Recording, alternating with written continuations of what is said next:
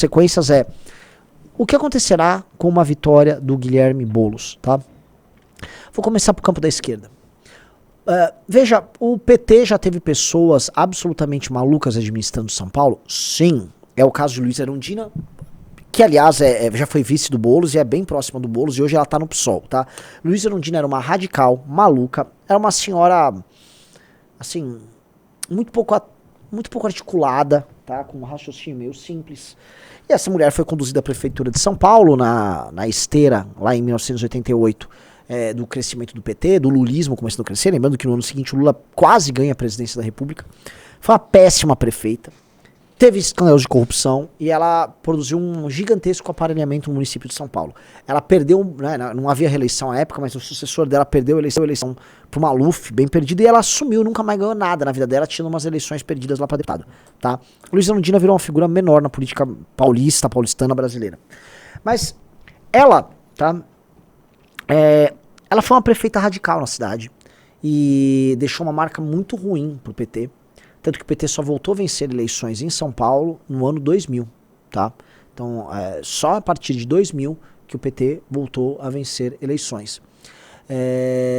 Então, decorem isso, porque é meio que uma tendência. A outra tendência são certas prefeituras que o PSOL teve, né? Houve uma prefeitura no interior do Rio de Janeiro desastrosa de um candidato PSOL, e a atual prefeitura de Belém, que é considerada por muitos a pior prefeitura de capital do Brasil, variando de 60% a 75% de rejeição de acordo com as pesquisas.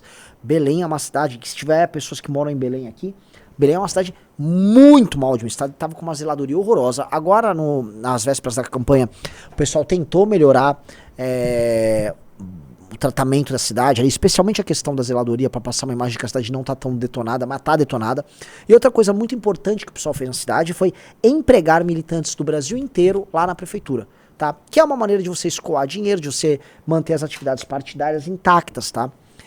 E caso o Boulos ganhe em São Paulo, cara, entendam uma coisa, o PSOL vai aumentar muito de tamanho, e o PSOL vai ter à disposição deles milhares de cargos. Então o que você vai ter em São Paulo é uma enxurrada de militantes aqui, uma enxurrada de projetos de audiovisual, especialmente nessas áreas de comunicação que eles são especialmente bons e estão especialmente infiltrados, e o PSOL vai crescer, crescer, crescer, crescer, crescer.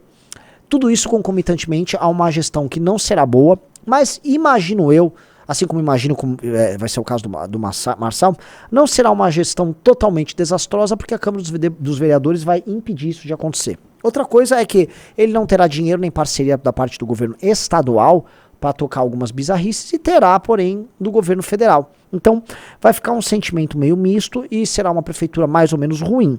Mas dane-se a vida dos paulistanos, os paulistanos são os grandes otários dessa jogada. Os paulistanos escolheram, tá?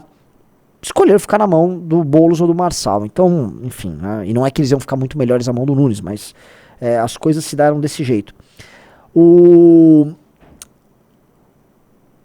PSOL, com essa estrutura do Boulos, ele como partido vai crescer, mas vai crescer, assim, horrores em 2026. Independente dele ter um grande desempenho, simplesmente porque a estrutura político-partidária do partido vai estar abastecida de dinheiro, e há muito espaço para o pessoal crescer. Então mesmo que o Boulos faça um governo ruim, só de estarem abastecidos de grana imparável, grana que eles vão ficar se apropriando na prefeitura, você pode imaginar o PSOL com pelo menos 30, 35 deputados federais, tá? Ou mais, buscar os... A gente pode ter algum susto com o PSOL em 2026, é isso que eu quero colocar.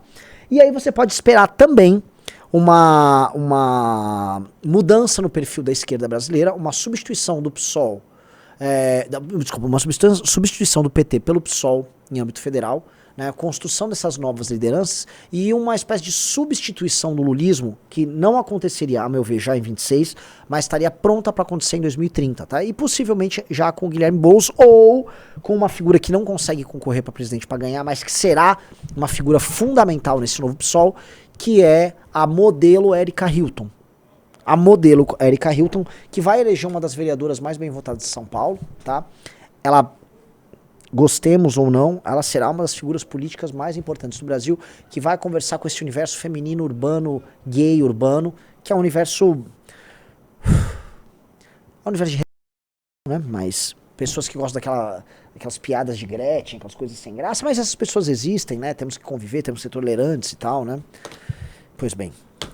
Do outro lado, se vence Pablo Henrique Costa Marçal, quais são as consequências? Veja, as consequências já começaram agora, né? Você, nesse instante, por conta da decisão tomada pelo eleitor de São Paulo de colocar Pablo Henrique Costa Marçal no segundo turno, a chance de uma vitória provável dele contra Lula em 2026 já meio que diminui muito, porque Tarcísio não tem mais condição de decidir se será candidato a presidente.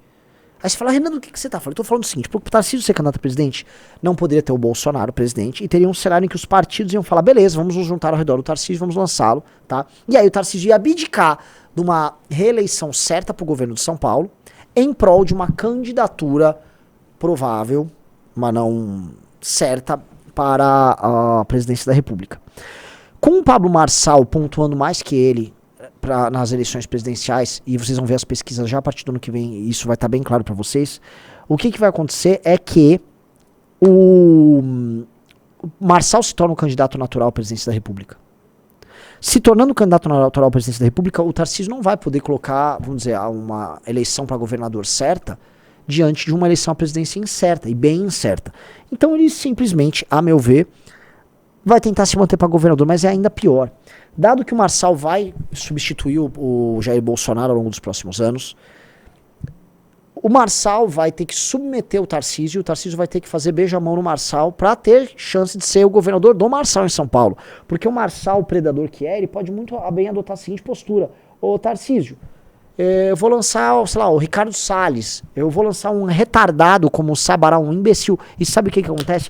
Como tá muito claro para mim que o eleitor, poucas esperanças podemos ter aí na racionalidade do eleitor, a chance de um idiota desses engolir o Tarcísio não é nem um pouco pequena, tá? Então, o jogo para ele ficou muito... O Tarcísio sai de uma posição de um possível presidenciável com muitas chances para um cara que teria que defender as posições dele de governador, tá? Obviamente vivendo o rescaldo do fim do bolsonarismo. Porque o bolsonarismo tocado pelo Bolsonaro estaria sendo, vamos dizer, desmontado, tá? Desconstruído a olhos vistos pela construção do Pablo Henrique Costa Marçal, que vai trazer para si os oportunistas, que vai ter ao lado dele, tá?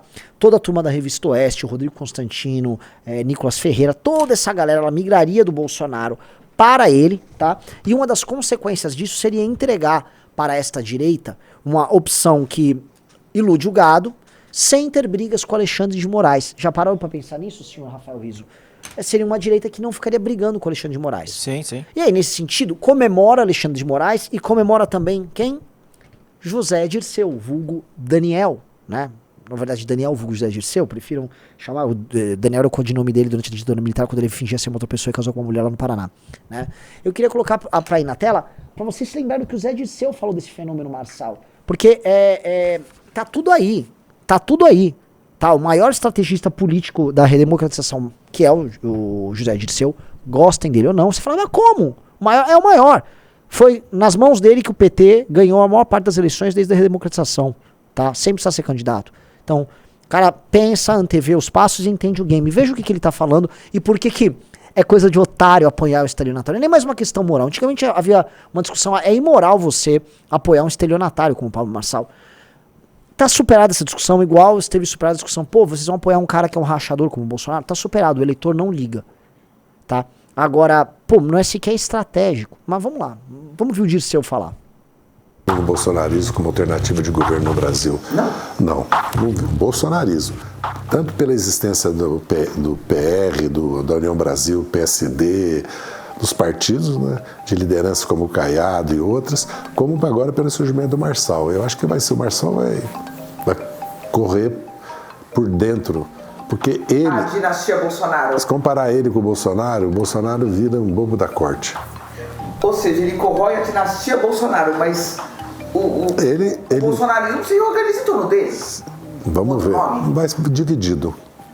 Porque o Bolsonaro tem uma liderança muito forte, tem um carisma muito forte também, dividido. Sim.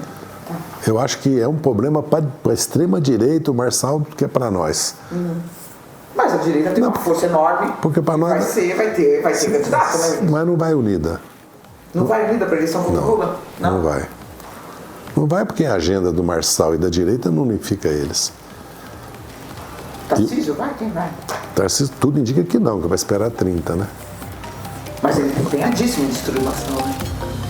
Porque ele sabe que o Marçal rompe na base, divide eles na base. Isso eu estou assistindo de camarote. Rafael Riz, quando o Zé Dirceu tá assistindo alguma coisa de camarote, um sujeito tá acostumado a vencer tudo na política brasileira, é que você também tem que acompanhar, certo? Porque se ele tá assistindo algo de camarote, significa que ele está curtindo. Ninguém paga um camarote pra se ferrar, né? Imagina, Não, lógico, se você for torcedor de São Paulo, por exemplo, você vai lá no camarote, onde você tá se fudendo lá. Mas é o seguinte, ninguém quer assistir uma derrota, cara. Você vai assistir você vai pagar caro pra ir pro camarote pra pegar um grande espetáculo. E o espetáculo que ele tá vendo é o espetáculo do derretimento da divisão da direita, tá? Que vai acontecer já em 2026, sim, tá? Por conta do surgimento dessa figura que na cabeça dele torna o Bolsonaro um bobo da corte, é verdade, tá? O Bolsonaro é um sujeito ultrapassado. E Renan, a direita vai dividida pra 26, mas é óbvio que vai. É óbvio que vai. E você tem que fazer várias contas, tá? Vamos ver o resultado da eleição. Num cenário em que o Marçal não consegue virar o jogo pra cima do Boulos, tá? E assim, todas as pesquisas, tirando essa última Real Time Big Data, mostram o Marçal numa posição de fragilidade diante do Boulos. Só que ele vai ter agora 50% do tempo de televisão pra tentar desconstruir ali a imagem queimada dele. Então, não dá pra cravar, o Boulos já ganhou. Não, o Boulos é favorito. Boulos é favorito, mas não há um já ganhou. E é possível reverter favoritismo? Sim. É possível reverter. A política, a opinião de eleitor não é ciência exata, tá? Então, onde eu fico aqui, onde eu coloco as coisas pra vocês, é bem possível que o senhor Pablo Marçal perca as eleições, não será que ele perca, mas mesmo assim concorra para presidente, o Lula possa ir para uma reeleição segura, tá? É esse cenário que José Dirceu conta. E aí Lula concorrido como favorito, e os outros elementos que precisam ganhar força no cenário político, tendo que lançar candidatos, nem que seja para perder, mas para cavar espaço, óbvio que a tal da direita vai desunida. Tá? Eu imagino que o direita bolsonarista apoiaria um determinado candidato, tá? Que não o Marçal, para no mínimo fazer seus deputados federais, eles precisam fazer isso, tá? A Missão, que é o partido que nós estamos montando, lançará candidato à presidência da República, tá? Gostaria eu que fosse o senhor Arthur Moledo Duval, sim, tá? Trabalharei para recuperar os direitos políticos dele. Acho que, terminando a etapa Missão, a gente tem que trabalhar para recuperar os direitos políticos do Arthur Moledo Duval. Então lançaria, ao meu ver, pelo menos minha vontade, pode pensar em outra pessoa, o senhor Arthur Moledo Duval para a presidência da República Federativa do Brasil, sim, tá? E aí todo mundo ia lançar seu candidato, a direita vai dividida, sabendo que as chances de vencer seriam pequenas, dado que o principal dos candidatos seria esse imbecil chamado Pablo Henrique Costa Marçal, tá? Cenário dele ganhando a prefeitura de São Paulo. Ele ganhando a prefeitura de São Paulo, tá? Ele iria correr para fazer um acordo com o Tarcísio, e eu acho que ele obteria um acordo com o Tarcísio em alguma medida, tá? Obtendo um acordo com o Tarcísio, ele também iria se compor de alguma maneira com o Lula. Ele iria também representar ameaça zero ao senhor Alexandre de Moraes, e ele ia fazer algumas coisas. Ele ia trabalhar para fazer negócios, para se firmar como membro da elite brasileira, ia sair vendendo curso de dado. Ele se tornaria como uma quase profecia autorrealizável, um bilionário, simplesmente porque ele começaria a participar de muitas coisas, ele não tem escrúpulo nenhum, ele iria participar de negócios no mínimo duvidosos, em que o poder dele e a caneta dele ajudariam, tá? E iria ficar fazendo marketing, não só em São Paulo, mas ao redor do Brasil, para se tornar um presidenciável. Naturalmente a cadeira de São Paulo queima, e na ânsia de parecer um cara muito espertão, ele poderia se ferrar na prefeitura de São Paulo, tá? Isso pode acontecer, e é fato que ninguém saiu bem da prefeitura de São Paulo, desde Kassab em 2008, tá? O Haddad perdeu, o Dória saiu para governador e quase perdeu, o Bruno Covas, né, ele faz uma reeleição no cenário especial de pandemia, pode ser o único caso ali que você pode falar que ele conseguiu uma reeleição aí, é um caso estranho, mas sim, e o Nunes teria perdido, né, mesmo não estando mal avaliado. Pode ser que realmente o Pablo Marçal se desse mal, mas mesmo ele, assim como mesmo o Boulos, teria, vamos dizer, um caixa, tá, suficiente, havendo uma boa relação ali com a Câmara dos Vereadores, e os dois iriam se compor com a Câmara dos Vereadores, pra, né, tocar suas coisas ali e passar um senso de normalidade enquanto cresce ao redor do Brasil, tá? Então, ele ficaria muito forte para concorrer à presidência da República. Ele seria prefeito de São Paulo apenas em 2025. No começo de 2026 ele já estaria em turnê, e ele lá para abril ele abandonaria a Prefeitura de São Paulo, entregaria a Prefeitura de São Paulo para uma senhora que, assim, que tem dificuldades de cognição, né? Não é a primeira vez, já tivemos Erundina com dificuldade de cognição na Prefeitura, então tá tudo bem, tá?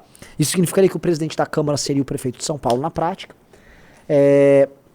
E ele seria essa força, o partido que ele concorresse iria levar Nicolas e companhia, e aí eu não duvido que ele iria pro PL também, porque se o Valdemar tá vendo isso, e se a relação dele com tantos membros do PL já tá tão boa, por que não ir para o PL?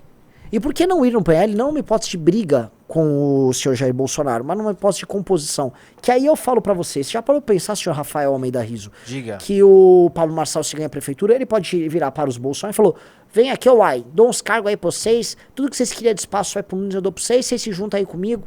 Aí a gente vai pra eleição, se Bolsonaro recuperar os direitos políticos, ele é o candidato a presidente, se não recuperar os direitos políticos, eu sou o candidato a presidente. Mas é lógico. Né? Lógico. Ele se compõe, e assim, Bolsonaro pode só olhar pelo lado material, ver a decadência e falar, dane-se. É possível. E aí pacifica esse campo da direita bolsonarista, tá? Entregando ela pro Marçal, o Bolsonaro ficando como um auxiliar.